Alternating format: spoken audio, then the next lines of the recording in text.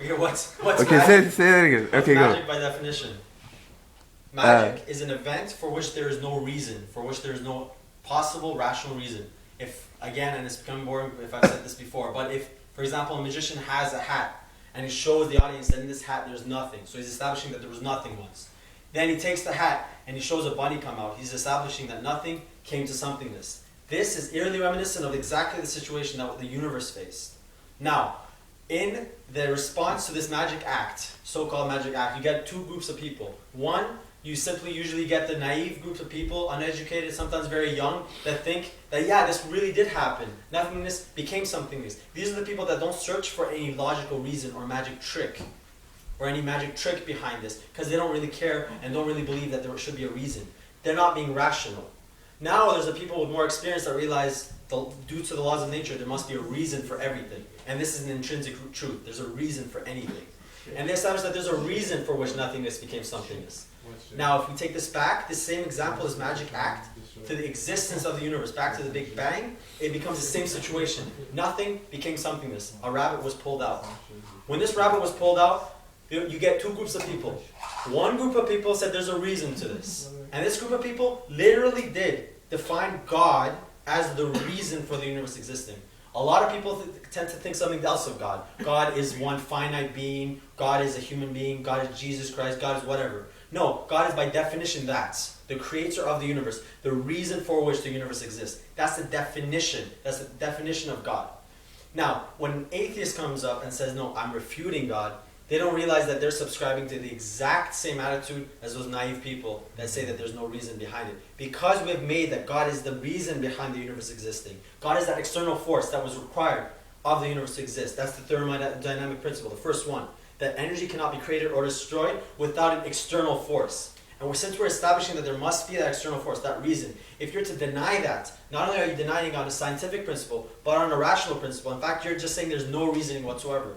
So if you're saying that there's no reasoning, which means that you're saying that there's no God, and that's what an atheist proposes, that there's no God, you're saying that there's no reasoning. Saying that there's no reasoning means you're not being rational, and saying that you're not rational means that you believe in magic, and who requires more faith? One who believes in magic and who doesn't. And so therefore, in that sense, an atheist requires more faith than does a theist. And that's the proof for Allah. Hold on. I have an opposition to this. My opposition is that this whole theory only works if we establish the finiteness of the universe. So what if the universe is infinite? So so this first argument was that the universe must be finite. The first way we could disprove this is by science today, which proves that the universe had an original point. This, imagine we didn't have the tools, so we didn't have the cosmic radiation, we didn't have the redshift theory, and we didn't have any of this. So if we're just trying to prove the universe being finite on a principle, on a logical level, we can do that very simply too. So deny the fact that there was cosmic radiation pointing out that the universe started at a point zero. Deny the fact that the redshift theory points out that the stars were expanding and the universe had a point zero.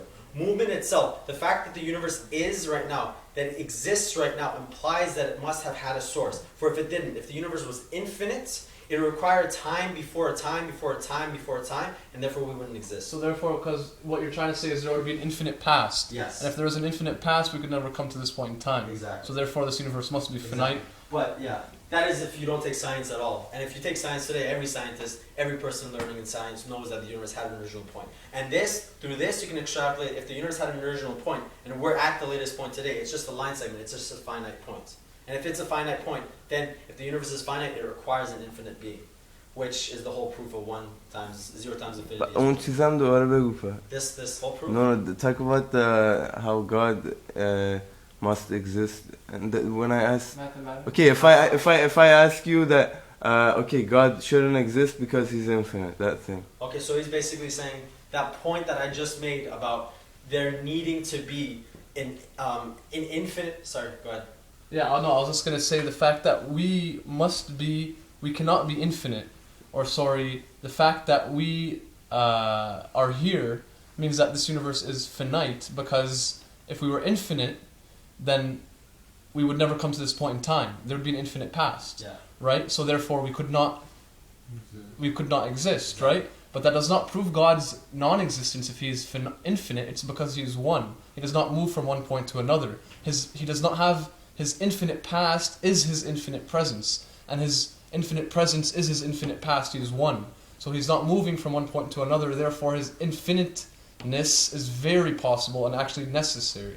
Or in other words, and remember this is the most important thing in logic, where he's moving from one end to the other.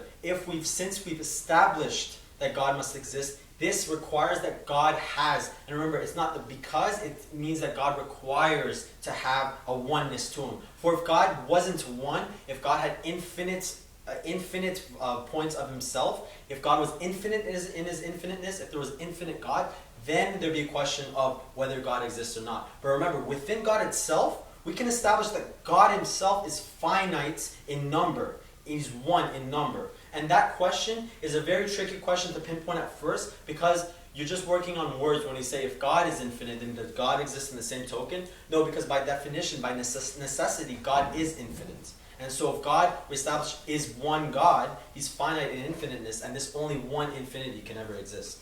And so that's why God must both be infinite and one. So basically what we're trying to say to you atheists out there is that you're wrong.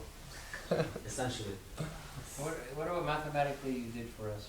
Okay, so there's two ways, and actually the first thing you have to ever realize is, if I said to you I want to have a mathematical proof for God, a lot of times, mathematics only exist on paper. But mathematics, you have to really, and you'll realize this through an example, is just a bridge between reality and a piece of paper where you just try to note these patterns in reality and try to establish an elegant way of expressing Formula. it. For example, like the equal sign isn't just two lines, it means something in nature. It means that one object is essentially the same as another object, but is in another form.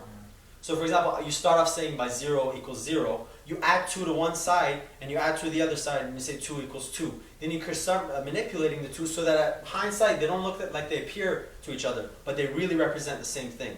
And with that being noted, we can establish mathematically, and by establishing mathematically, we can say that there is a logical point of proof that God exists, and this is the proof. And this is very easy to comprehend if you truly understand the mathematics behind it. If you don't, once again, I said there's a bridge between logic and math. And explain that issue. So it begins logically. If I had a piece of paper, and I were to tear this piece of paper, with my finite power, with my state of being tired, with sleep, and with time, I would never be able to make this piece of paper not exist. There would always be some size of pieces left. Now, I give this example in two ways. If I had someone else with me, and they're stronger than me, they're more capable than me, they would be able to reduce this paper to a smaller size. Now, if we keep thinking of a stronger and stronger and stronger being, a more capable being, that is less finite in that sense, because finite means more capable of stopping, more capable of ending. Say it's a being that gets less tired, less needing to stop, less hungry, less affected by time. We're essentially establishing a need for an infinite being.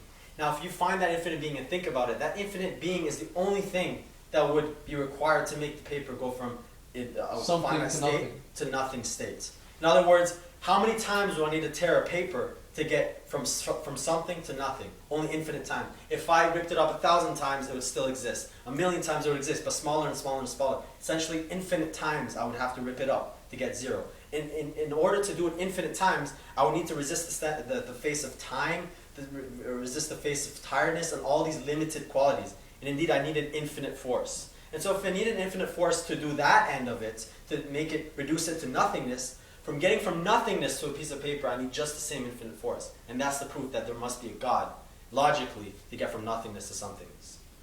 Now, but if you want to do it mathematically, and see how mathematically, this one took me so long to say, but mathematically I can say it really quick. For those people that are quick in math. If I establish that 1 divided by 0 is infinity, multiply both sides by 0, 1 equals infinity times 0. If I start out with 0, I need an infinite force to equal 1. And that's the mathematical way of proving it. Mm-hmm. So, reality would only exist from 0 if there was an infinite force involved. And this infinite force is? By definition, God, as we've proven way before. Thank you. Thank you very much, brother. You're welcome. I've become your brother now after a short period of atheism. That's why you want to do it. You should hold classes, right? Yes.